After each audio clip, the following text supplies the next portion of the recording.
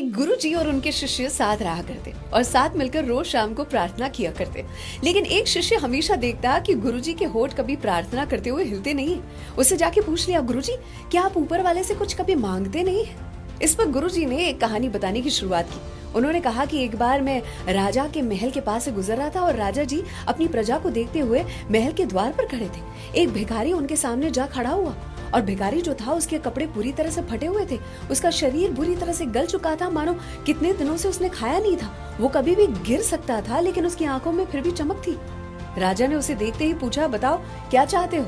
इस पर भिखारी ने कहा कि अगर मेरे आपके सामने खड़े होने पर भी आप पूछते हो कि मैं क्या चाहता हूँ तो कुछ कहने की आवश्यकता ही नहीं है। मेरा अस्तित्व ही मेरी प्रार्थना है।